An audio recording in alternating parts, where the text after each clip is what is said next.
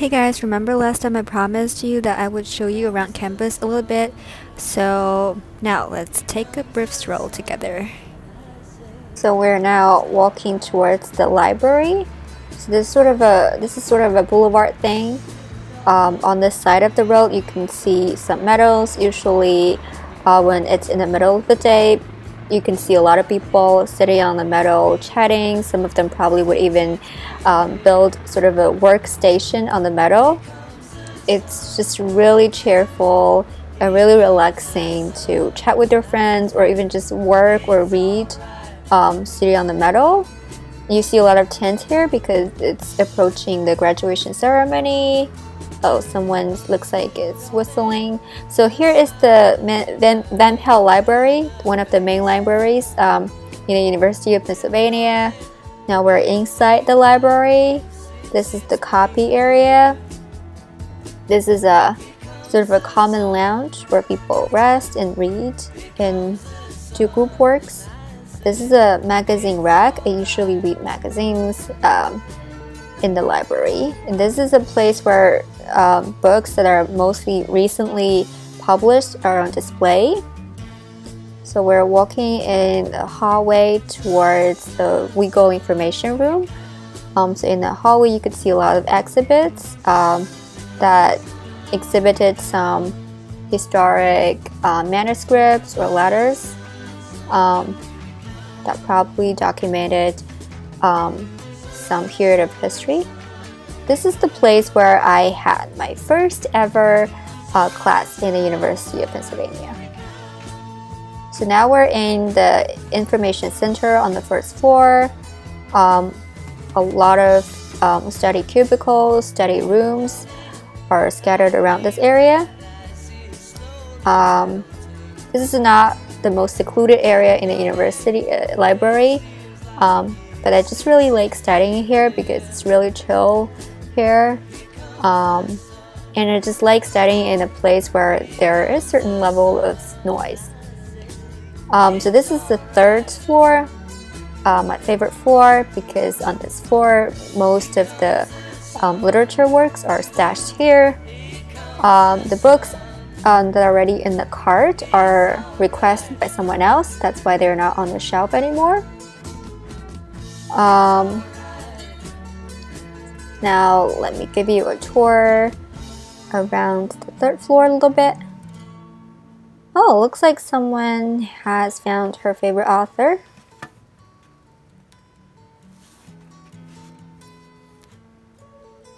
So you can't see a lot of people here because this is really early in the morning. It's just like 8:30 or so, and the library has just opened.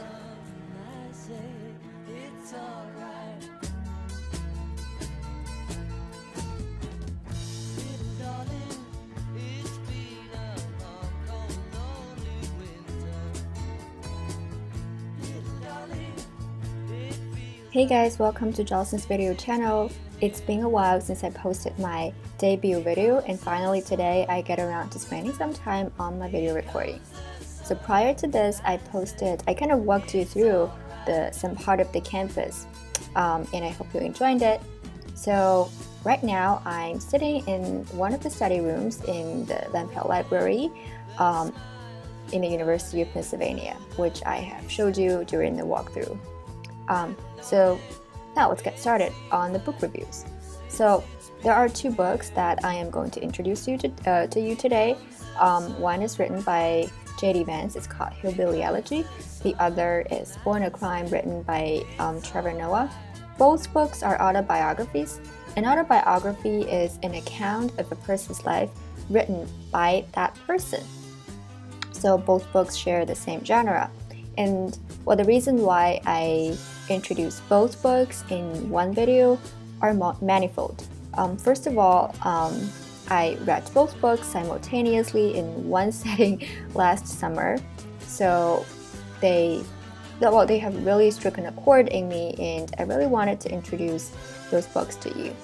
And second of all, there are some similarities between those two books in terms of the content, in terms of the emotions that kind of pervade throughout the two books, and also in terms of the ground that the books cover.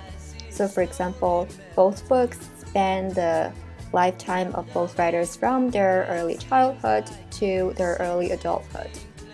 So they're similar in that way. And I think both writers are probably around the same age too. And since the two writers have both undergone some, a lot of hardships when they were during their childhood, both books are similar in terms of the content too. And they were both supported by awesome female figures that surrounded them with love. So that's one of the emotions that you could deeply feel when you read those two books. So now, I'm going to introduce the two books to you from two perspectives. The first perspective is about how the two books reflect social class and social class divide, and the second is about the similarities between the female figures in those two books. And then eventually we'll talk about some of the language points in those two books. I will extract some paragraphs and analyze to you some of the things that we can learn out of reading those paragraphs, just to show you an example of what you can do when you read those two books, or even when you read some other books. Hopefully by the end of the video you will be interested in the books, and you will find some time to read those books and savor the language, and savor the content, savor the emotions that are wrapped around in both books, and to just experience other people's lives. So first, let's talk about Hillbilly Elegy. Some of you might find it a little bit difficult to understand the meaning of the title. What is hillbilly anyway? So originally, hillbilly is kind of similar to the meaning of grassroots. It means people who live in rustic areas who by outward appearance might look backward or unsophisticated, but in actuality they could surprise you by outwitting some of the smarter lucky city folks. But nowadays this word hillbilly is more tainted with a political implication. It usually refers to people living in the Appalachian area. So Appalachian region spans part of the southern part of the United States. It goes from, I think, the south part of the New York State to Alabama. If you are familiar with some of the U.S. history, you probably know that before Civil War, the southern part of the U.S. and the northern part are divided on issues related to race. And as a result, a lot of the people in the South are believed to be really conservative really conservative people. And conservative is somehow, equated with retrogressive. So the Appalachian hillbillies, or even to be more pejorative, spoken as Appalachian redneck, are considered people who are lazy, tobacco smoking, maybe gun toting, overall wearing, who have really low level of education, and who harbor deep-seated mistrust in government. But all of those are actually stereotypes, and by reading J.D. Vance's Hillbilly Elegy, you will get to peel through the layer of the stereotypes and start to destigmatize this group of people, and start to perceive the world as not a simple black and white world, but a world that's more complicated, that comprises of people who are complicated, who become who they are, who identify with who they are, or who identify with people that are similar to them for a lot of complicated reasons. In Hillbilly Elegy, social class is kind of related to your economic status and your geographic location. And the concept of the issue of economic disparity and the issue of geographic locations are intimately intertwined. So Vance was born in one of the Appalachian states. He was born in Ohio, where a majority of people were and still are living in a piteous state of destitution and self-victimization. Vance bemoaned that although his folks deserved a great deal of sympathy, they themselves are not aware enough to awake to the realization that their living conditions can improve if they cease their finger pointing at the larger system and if they start hauling themselves out of the quagmire they are floundering in. However, he also is acutely attuned to the fact that the reason behind his people's chronic problems, such as drug addiction, alcoholism, unemployment, narrow-mindedness, and ingrained mistrust in the government, etc., are not easily immutable to conclusive enumerations of factors. So, for example, he accounted of stories where there was this guy in his neighborhood who kind of moved in and out of employment constantly, and who kind of tried to persuade the employers to get his girlfriend into employment too. However, both of them never came to work punctually, and they constantly took vacations, and eventually they were fired. And when they were fired, they kind of spilled out a lot of invectives against the employers, saying that, oh, he knows nothing, he's just so discriminative against us and stuff like that. So we can see from this little story that Vance's point is that, well, I understand that our economy is not doing good, and a lot of people are stereotyping us as, you know, redneck, not cultured, not refined, vulgar, rustic, retrogressive. But at the same time, maybe we ourselves can pick our own living on our own, instead of just complaining about the government, about the system, about the economy. And to give you another example, Vance also wrote profusely of his mother. His mother was an incorrigible alcoholic, and she kept moving in and out of capricious relationships, just like the guy in the story who moved in and out of employment. And his mother was never able to pin down a stable marriage. It seemed like her love for her children was the only comfort in her life. Vance memorized fondly his mother's devotion to his education. He wrote, "Mom cared deeply about enterprises of the mind. Nothing brought her greater joy than when I finished a book or when I asked for another. Mom was, everyone told me, the smartest person they knew." Unfortunately, his mother's pain was so intense that even her fully saturated love for her children couldn't salvage her anymore. But it's still arguable that there are societal and historical aspects in her life that contributed to who she became, and it is hard-pressed to escape any of them for her. In Chapter 9, Vance encapsulated eloquently the morose inescapability and predictability of his mother's plight, and of so many other people's miseries in his hometown. The problem of our community hit close to home. Mom's struggle weren't some isolated incident. They were replicated, replayed, and believed by many of the people who, like us, had moved hundreds of miles in search of a better life. There was no end in sight. Mamau, who is J.D. Vance's grandmother, J.D. Vance give her this endearing name as Mamau. So Mamau had thought she escaped the poverty of the hills, but the poverty, emotional if not financial, had followed her. So we can see that his mother's insoluble, contradictory life can't really be chalked up to or written off as her inaptitude to find the backbone for a change. How much is Mom's life her own fault? J.D. wrote. And where does blame stop and sympathy begin? Because as all we know, sometimes when you're stuck in the rut, it's really hard for you to pull yourself out, especially if the pit that you're falling into is such an abysmal, unfathomable pit that has everything to do with a lot of socio-historical contexts that are outside of your control.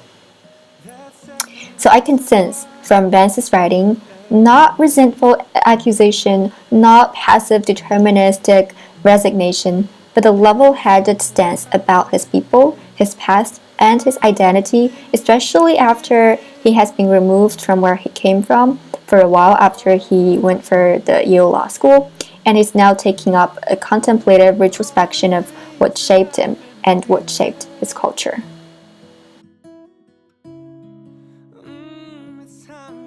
But in Born a Crime, written by Trevor Noah, social class divide can be interpreted differently. The historical background that we get from the Hillbilly Elegy is that the South and the North were once divided before and during the Civil War.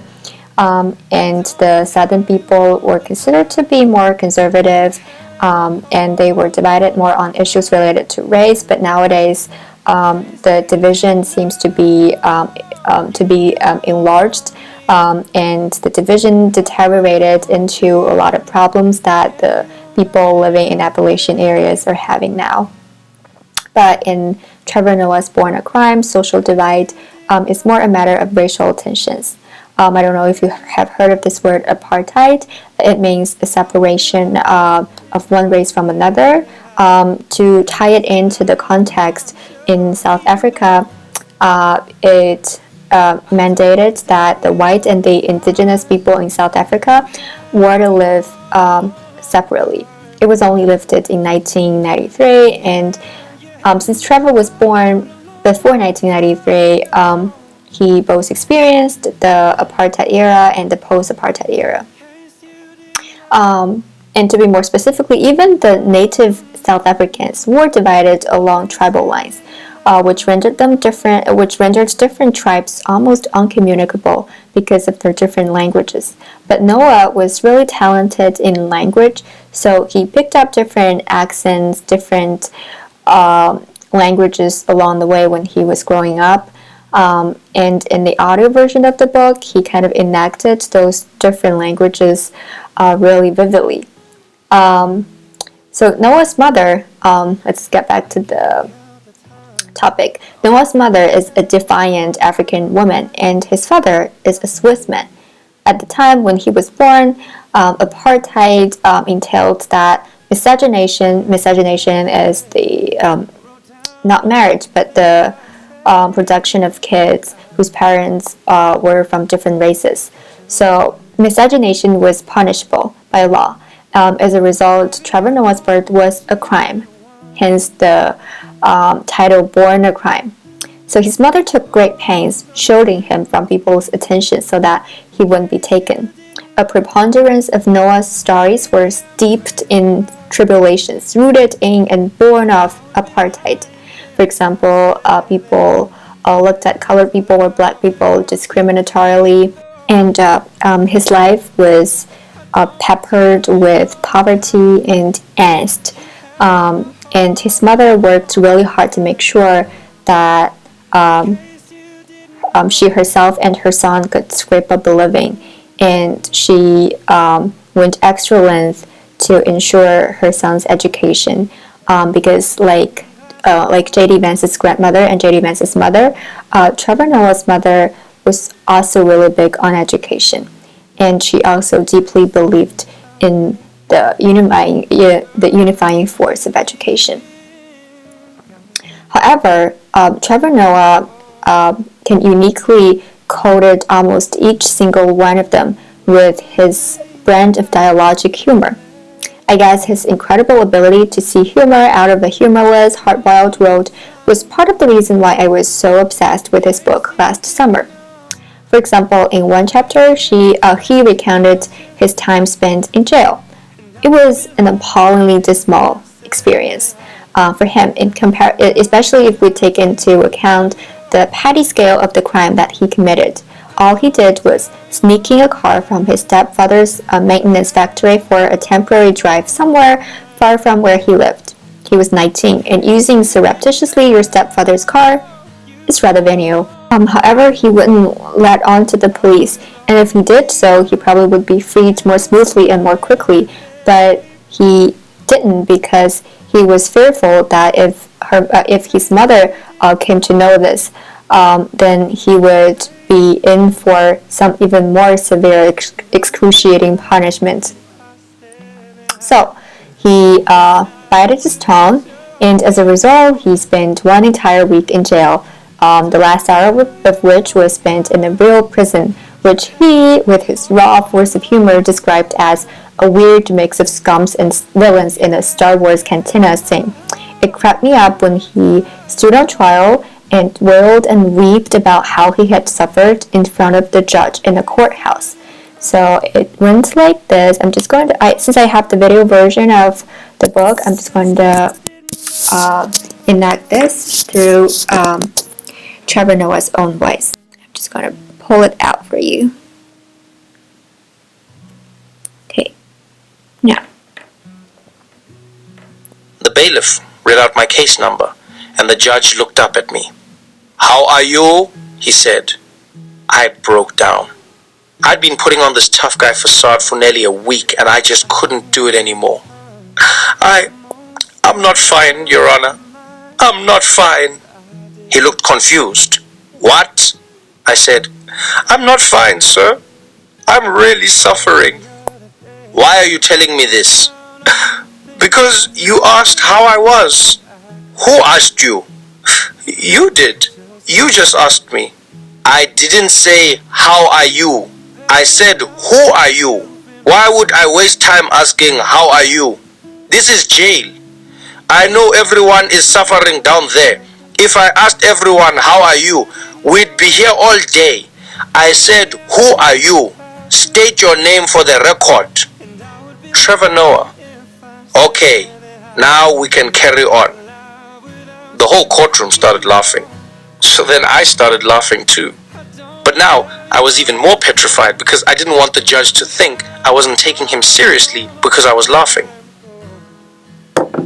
Okay, so you can hear that Trevor's enacted his own voice as if his voice was like cracking, and then the judge's voice was really emphatic and expressionless. So the comparison, the contrast was really interesting. But other than the humors and the wisecracks, there are abundant, real, wise and loving pieces in his autobiography. Most saliently, we have his mother's love, and it was insurmountable. It seeps through every cranny and nook of the book. So comparing the two autobiographies, J.D. Vance and Trevor Noah came from two different worlds, yet there are striking parallelism between them, both in terms of their gut-wrenching past they endured and factors that carried them through, their own unbinding strengths of characters, and the awesome female figures that have accompanied every single distress and every single moment of growth. So people will always live within the clashes that come tumbling down on us from those worlds that we inhabit, the worlds that mold and are molded by turns by who we are and who we identify with. Those are irreconcilable worlds, cacophonous worlds, uproarious, boisterous, thundering worlds that are hell-bent on leaving a mark on us. But it is a relief, it is reassuring to know that there are always unifying forces among all of us. There are always striking parallelisms among all of us. And those striking parallelisms might not be merely striking serendipities after all. So remember I mentioned that I will also introduce the two books from the perspective of the awesomeness of the female figures. So let me finish the review today with one quote from Trevor Noah's Born a Crime about his mother, and another quote from Hillbilly Elegy about J.D. Vance's grandmother.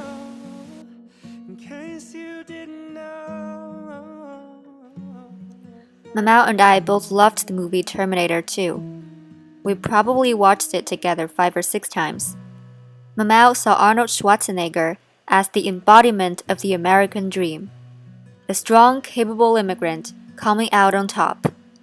But I saw the movie as a sort of metaphor for my own life. Mamau was my keeper, my protector, and if need be, my own goddamn Terminator.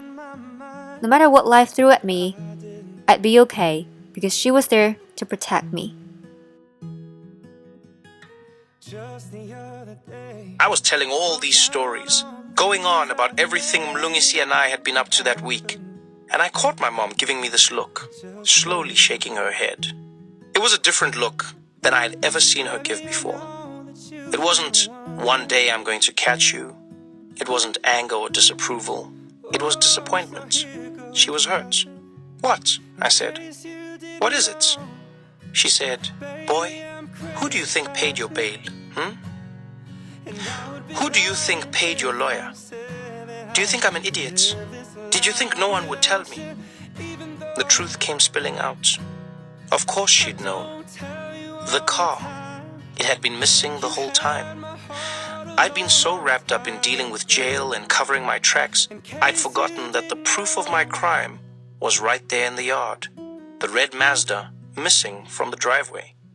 And of course, when I called my friend and he'd asked his dad for money for the lawyer, the dad had pressed him on what the money was for, and being a parent himself, had called my mother immediately. She'd given my friend the money to pay the lawyer. She'd given my cousin the money to pay my bail. I'd spent the whole week in jail, thinking I was so slick. But she'd known everything the whole time. "I know you see me as some crazy old bitch nagging at you," she said. "But you forget the reason I ride you so hard and give you so much shit is because I love you. Everything I've ever done, I've done from a place of love. If I don't punish you, the world will punish you even worse. The world doesn't love you.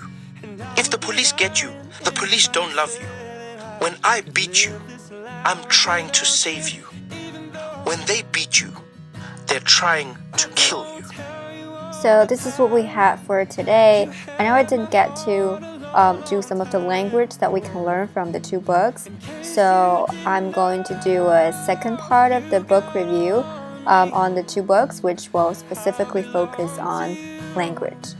So see you next time.